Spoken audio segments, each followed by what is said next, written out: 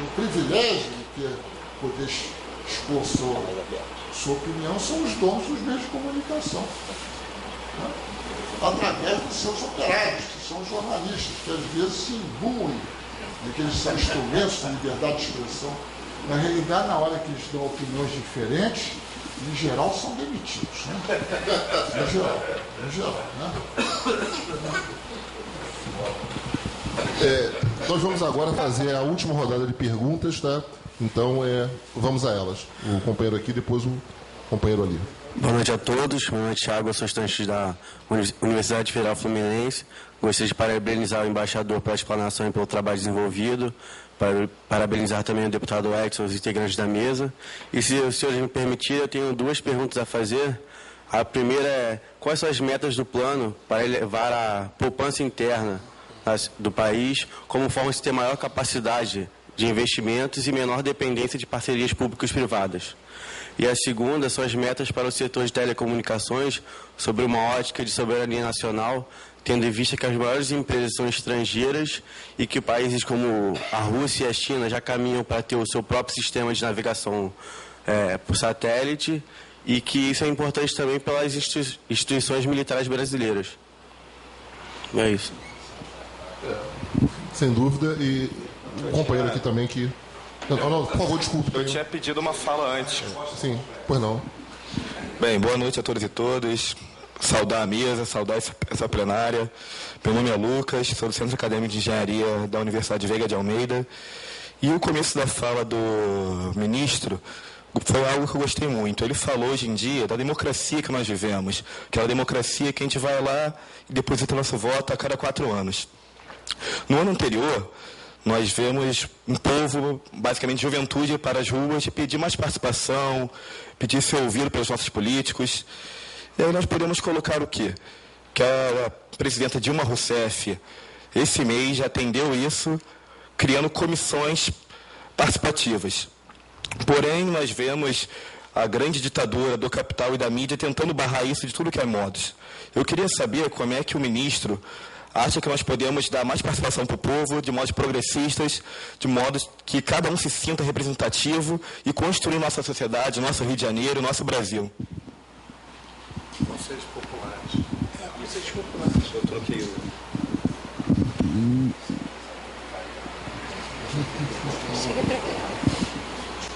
Doutor Edson, eu sou um dos 500 mil que votou no senhor para senador. É um prazer enorme estar aqui perto do senhor. Ministro, eu me preocupo com a extinção em 1 metro quadrado de floresta, há animais que só nascem ali e as plantas desaparecem, né? Então, a gente exporta água quando vende carne e nós... eu achava que a China devia consumir castanha do Pará com as árvores plantadas e não nós alimentarmos a população da China com soja, quando os bois vão para o pasto onde poderia ser plantado a soja, por exemplo, né? E assim, a produção de alimentos orgânicos é necessária para evitar doenças que os hormônios e a danosa Monsanto obrigam o Brasil a ter. Os latifundiários peitaram o Lula e plantaram soja transgênica e foi autorizado que elas fossem vendidas, né? Mas eu entendo que o doutor Lula não pode fazer tudo o que quer, porque a gente depende da imprensa. A imprensa é nossa inimiga e, se ela for calada, eles derrubam o governo, seja ele qual for. Obrigado, doutor Edson. Fernando, embaixador. Vamos lá. Então, vamos aqui começar pela questão das telecomunicações, né? Uma das metas que estão no plano, fiz um esforço aqui de memória, que era o Brasil ter satélites geoestacionados, que hoje em dia ele não tem. Tá? se não me engano, o lançamento de 2 satélites geoestacionários até 2000, se eu me lembro. Tem essa. E também o desenvolvimento de um GPS, né? Localizador, né? Brasileiro. Né? Isso está lá escrito. Né? Se eu tentar me lembrar das outras metas, bem, havia a questão da televisão digital também, né? A expansão da televisão digital a todo o território. Havia, acho que basicamente isso, não me lembro, talvez haja outros, né? Eu não sei em que medida, né? Por exemplo, a questão da televisão digital, eu não fiz nenhuma medida de como é que isso está ocorrendo, né?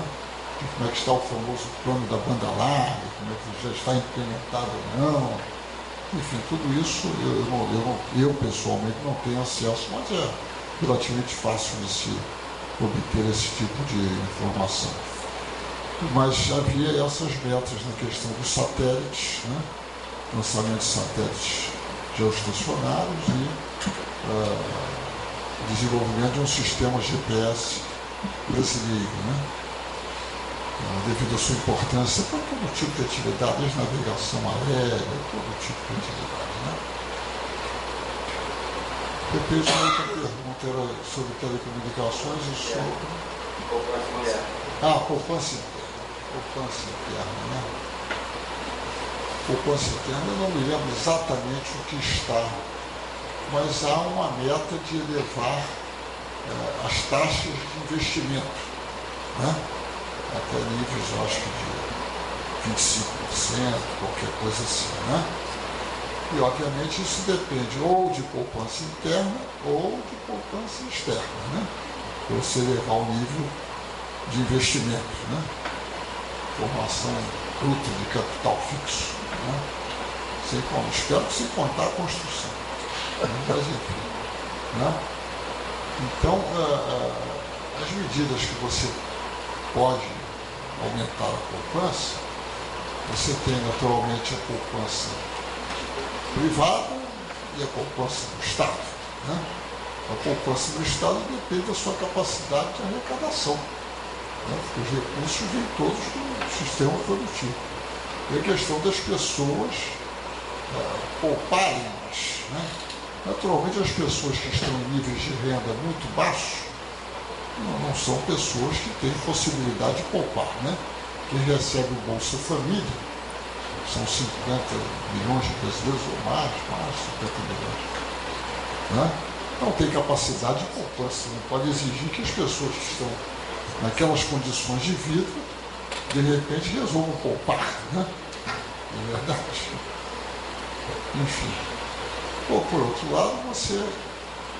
digamos o que, eu não sei se está isso no plano, mas você pode estimular a poupança através de mecanismos de taxas de juros, por exemplo, na Caixa Econômica, assim por diante, acessíveis, né?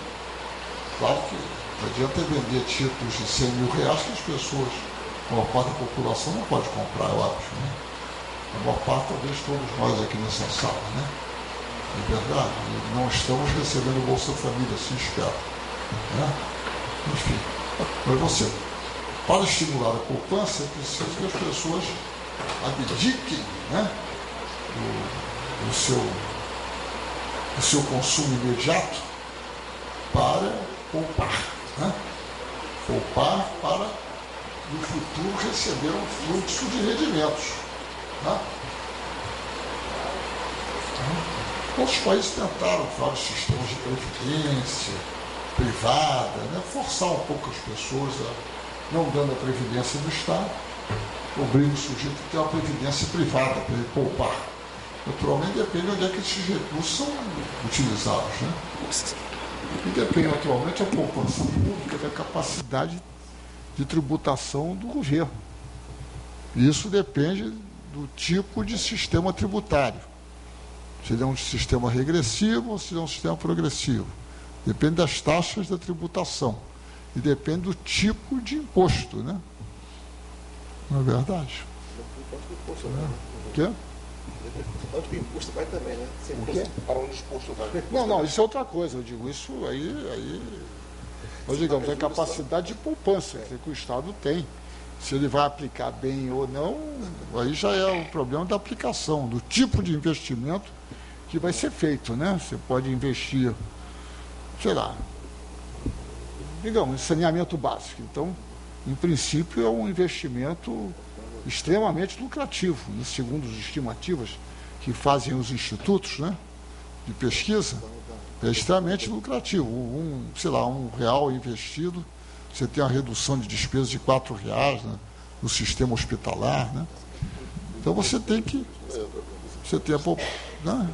Tem dois tipos de poupança. E tem a poupança externa. A poupança externa, ela muitas vezes é utilizada em países subdesenvolvidos como uma forma para não mexer no sistema tributário. Compreendeu? Né? Em vez de você mexer no sistema tributário. Porque a poupança é isso, você está realocando recursos do presente, do consumo presente, né? Você retira do consumo, poupa. É bem assim, porque tem o plano do crédito, não é bem, eu estou simplificando muito. Né? Mas, em princípio, você tem a poupança interna e a poupança externa. Né? E ela tem a vantagem de não mexer nas estruturas tributárias de poder. Você entra o dinheiro de fora, você te investe aqui, né? Agora depois tem que pagar, né? Não é verdade? E aí, dependendo como tiver sido utilizado, você pode ter os recursos de divisas para poder pagar ou não. Né? Então, quando entra, vou dar um exemplo. Quando entra, depende, né? Depende do que ocorre. Existe uma rede de farmácias em São Paulo chamada Farmácias Onofre. Não sei se já ouviram falar. É uma rede de farmácia importante. Foi vendida recentemente a uma empresa estrangeira, uma rede de farmácias. 600 milhões de dólares. Né? O que terá feito o proprietário? Isso é uma entrada de recursos estrangeiros. Mas o que terá feito o indivíduo que vendeu, os donos da farmácia Onofre? Terão reinvestido numa atividade produtiva? Terão mandado o dinheiro para o exterior? Não sei, não tenho a menor ideia, né? Passos, assim por diante. Então depende do tipo de política que você vai incentivar, né? Isso é uma política do Ministério da Agricultura e do governo, preocupado em gerar divisas, né? Porque senão aquilo que eu havia dito na minha exposição pode ocorrer, né? Pode ocorrer, né? A dificuldade, tá? Se você reduz o esforço exportador, que já não está dando conta do que é necessário, né? De gerar.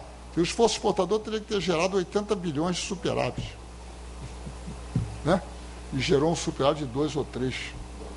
Né? De 2, pois é. Então Então é um balanço, né? Entre o curto prazo e o longo prazo. Mas, enfim, eu queria agradecer muito a todas as perguntas. Ainda tem uma pergunta? Qual era a pergunta sua? Ah, sim, claro. Não, eu acho que houve um progresso muito grande em dois aspectos. O primeiro, que é o sistema de conferências nacionais. No governo do presidente Lula, se realizaram mais de 50 conferências nacionais, que é um processo de participação da população muito importante, porque elas começam a nível municipal, depois a nível estadual, depois a nível nacional, e dali surge uma série de recomendações que às vezes são adotadas pelo governo, adotadas pelo Congresso e assim por diante. Então isso é algo de grande importância. Não é muito falado, não. Nem sei se tem ocorrido ultimamente, mas tem ocorrido, mas não se ouve falar porque a mídia tem horror a isso. Tem horror a uma coisa que eles chamam de democracia participativa. Tem horror. Né? Que eles gostam da democracia formal. Né? Então a gente não sabe sequer, que eu não sei, por exemplo, eu não vi nenhuma notícia sobre nenhuma conferência nacional. Teve uma de mulheres recentemente. Igualdade racial teve também, né? Então você não sabe, não sabe quais são as conclusões, não sabe como é que é, mas é um esforço de participação muito grande. E o outro é o sistema da iniciativa popular, que é o sistema pelo qual digamos, pessoas, né, eleitores, podem, digamos, se mobilizar para apresentar projetos de lei. Tem certo de número de assinaturas, um sistema de... E há uma comissão na Câmara dos Deputados para examinar esses projetos decorrentes da chamada legislação participativa. Né? Então, eu acho que foram 2 avanços importantes, né, nesse processo. A presidenta, agora, recentemente, eu não li, então não sei, não conheço os detalhes, que é sobre a questão da participação popular, é um decreto recente, né, de conselhos populares, mas eu não li, então talvez o deputado tenha... Eu não li o decreto, só li a notícia, assim, por alto, e não sei como é que é o processo, né? Existem vários conselhos, existe o Conselho Nacional de Segurança Alimentar, por exemplo. Há vários conselhos que já existem desde a época do presidente Lula, né?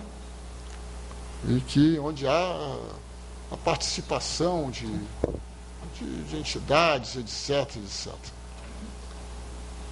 Né?